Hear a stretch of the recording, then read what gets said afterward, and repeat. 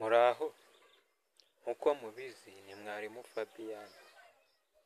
Aka kanya tugiye kwiga tugiye kubonera hamwe ubusobanuro bwa zimwe mu nshoberamahanga mujya mwumva. Reka dutangire ku nshoberamahanga ya mbere.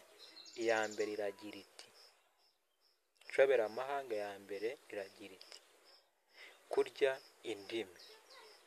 Iyo bavuze ngo umuntu yariye indimi, baba bashatse kuvuga ko uwo muntu yabuze icyo avuga. Ibintu muri kubyumva ariko?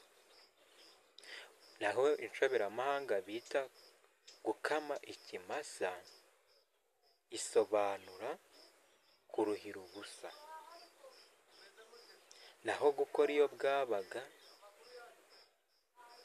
ni ugukora uko ushoboye. Naho kugenda runono ni ukuneka. Gucurangira abahetsi ni ukubwira abatakwitayeho. Naho kugenda nk'abagesera ni ukugenda udasezeye. Kugenda kibuno mpamaguru ni ukwiruka cyane. Naho iyo bavuze ngo amaguru yayabangiye ingata, umuntu nawe aba ari kwiruka cyane. Guca igikuba ni ugukabiriza ibintu. Naho kugenda biguru ntege ni ukugenda gake utabishaka. Gusasa inzobe ni ukuvugisha ukuri. Naho kugwa ivutu ni uguhaga cyane. Gutera inogo ni ukurya byinshi cyane ugenda wungikanya, ukarya byinshi cyane mu gihe gito. Nimba tugeranye hano kuri uyu munota, nkorera subscribe kugira ngo izi nyigisho ujye uzibona mu ba mbere, zitazajya zigucaho. Reka dusobanure izindi nshoberamahanga. Nk'uko mubizi, izindi nshoberamahanga hari inshoberamahanga ujya kumva ukumva bavuze ngo umuntu yaguye agacuho. Iyo umuntu yaguye agacuho aba yasinziriye kubera umunaniro.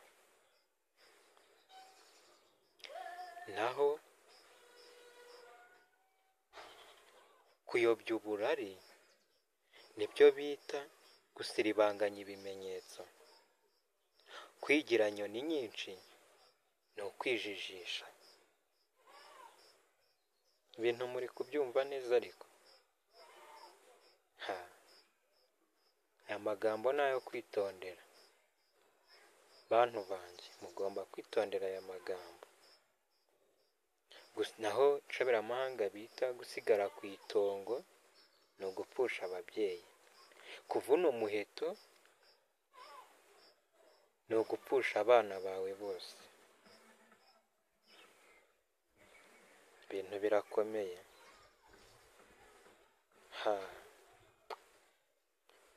Mwa bantu, kugwa miswi ni ukunganya.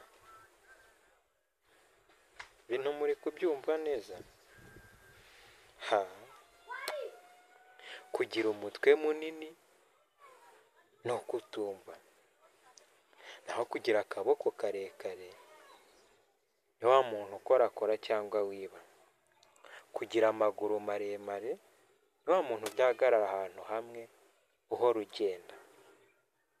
Kugira amaso manini, bavuze ngo uriya muntu afite amaso manini, baba bashatse kuvuga ko areba n'ibitamureba. Abanyarwanda nicyo baba bashatse kuvuga. Ibintu birakomeye mwa bantu.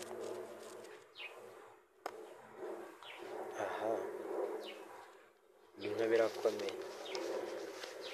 Ndakeka buri wese yari azi zimwe mu nshoberamahanga twavuze, ariko atazi ubusobanuro bwazo.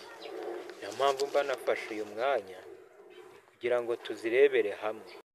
indi nshoberamahanga twavuga nko gutera umuntu imboni. Gutera umuntu imboni ni ukumubona vuba, naho kwambarira ku mugina ni uguhemuka aho bakuzi. Guca ruhinga nyuma ni ukuba ruri kumwe n'umuntu akagenda agakora ibikorwa bibi bikubangamira, naho guca ku ndabyo ni ukunywana. Guca ikibungo ni uguca hirya no hino, naho gutera ububyara ni ugukinisha umuntu mu magambo. Guca amano ni ugusitara bikabije. Bashimiye kuba muri kutwumva, murakoze mwe twafatanyije kwiga imwe mu mivugire y'Ikinyarwanda.